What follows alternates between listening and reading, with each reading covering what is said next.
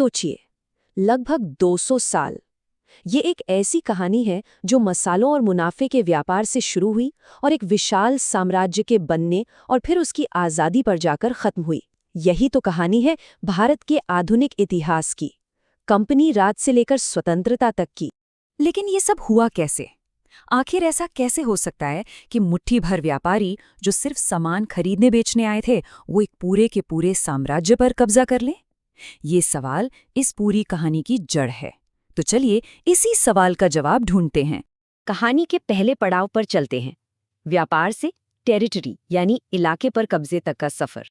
देखिए, जब British East India company Bharat आई तो उनके इरादे हमलावरों वाले नहीं थे, या कम से कम शुरुआत में तो ऐसा ही दिखाया गया। वो तो बस व्यापारी थे, मसाले, कपड़े और बेशुमार मुनाफे की तलाश में यहाँ पहुंचे थे। अब देखिए, ये कोई एक रात में नहीं हुआ, ये एक सोची समझी धीरे धीरे आगे बढ़ने वाली चाल थी। 1600s में उन्होंने छोटी मोटी ट्रेडिंग पोस्ट्स बनाई, फिर 1700s तक आते आते वो यहाँ की राजनीति में दखल देने लगे।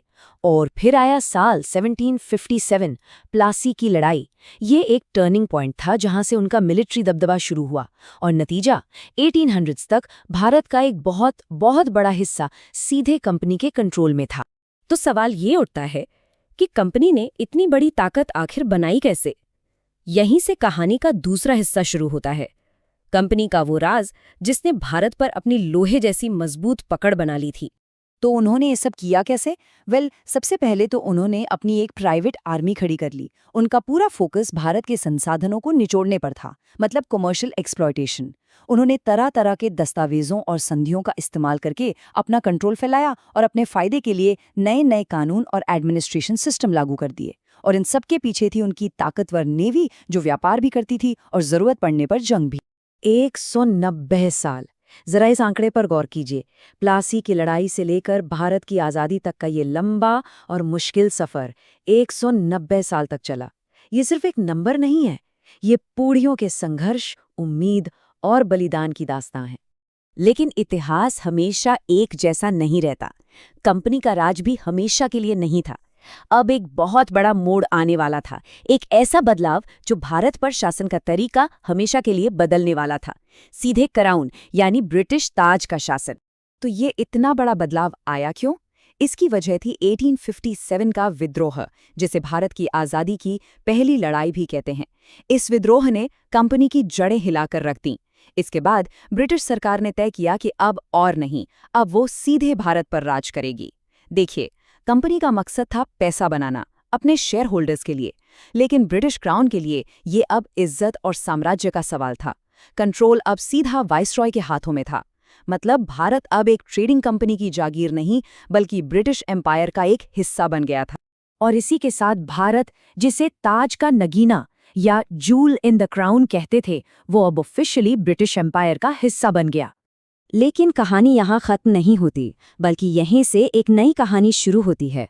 जैसे जैसे साम्राज्य की पकड़ मजबूत होती गई, वैसे वैसे आज़ादी की चिंगारी भी भड़कने लगी। ये जो भारतीय स्वतंत्रता आंदोलन था ना, ये कोई एक दिन की लड़ाई नहीं थी। ये दशकों तक चला एक लंबा संघर्ष था, जिसका सिर्फ एक मकसद था, भारत से ब्रिटिश राज को खत्म करना। और इसमें हर तरह की सोच और विचारधारा के लोग शामिल थे। इन आवाज़ों में एक सबसे बड़ी आवाज़ थी महात्मा गांधी की। उनका ये मशहूर कथन उनकी पूरी फिलॉसफी को बयां करता है। पहले वे आपको नज़रअंदाज करते हैं, फिर वे आप पर हंसते हैं, फिर वे आपसे लड़ते हैं, और फिर आप जीत जाते हैं। लेकिन आज़ादी की लड़ाई का एक और चेहरा भी था, क्रांतिकारियों का। भगत सिंह जैसे लोग, जिनकी सोच बिल्कुल अलग थी। उनका कहना था, वे मुझे मार सकते हैं लेकिन मेरे विचारों को नहीं मार सकते। वे मेरे शरीर को कुचल सकते हैं लेकिन मेरी आत्मा को नहीं कुचल पाएंगे। और फिर थे सुभाष चंद्र बोस, जिनका रास्ता इन दोनों से अलग था। उन्होंने आज़ादी के लिए मिलिट्री एक्शन का रास्ता चुना। उनका नारा आज भी गूंजता है, तुम मुझे खून दो, मैं तुम्हें आज़ादी दूंगा। तो यहाँ साफ दिखता है कि आज़ादी की मंजिल तो एक थी, पर रास्ते कई थे।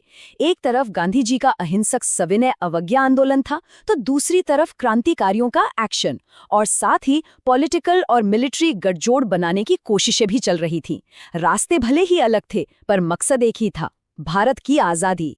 और इन्हीं सब संघर्षों बलिदानों और अलग-अलग रास्तों से गुजरकर आखिरकार वो समय आ ही गया जब भारत अपनी नियति से मिलने वाला था। आज़ादी के आखिरी कुछ साल बहुत तेजी से गुजरे। देखिए हुआ क्या। सेकेंड वर्ल्ड वॉर के बाद ब्रिटेन खुद कमजोर पड़ चुका था। इधर भारत में विरोध प्रदर्शन और आंदोलन अपने चरम पर थे। आखिरकार सत्ता सौंपने के लिए माउंटबैटन प्लान तैयार हुआ और 15 अगस्त 1947 को भारत आज़ाद हो गया। लेकिन इस आज़ादी के साथ एक बहुत बड़ा जख्म भी मिला, बंटवारे का। तो ये जो पल था, ये एक साथ खुशी और गम दोनों लेकर आया। एक तरफ लगभग 200 साल की गुलामी खत्म हुई, एक नई शुरुआत हुई, लेकिन दूसरी तरफ देश का बंटवारा हुआ जिसने ब्रिटिश इंडिया को भारत और पाकिस्तान दो हिस्सों में बांट दिया।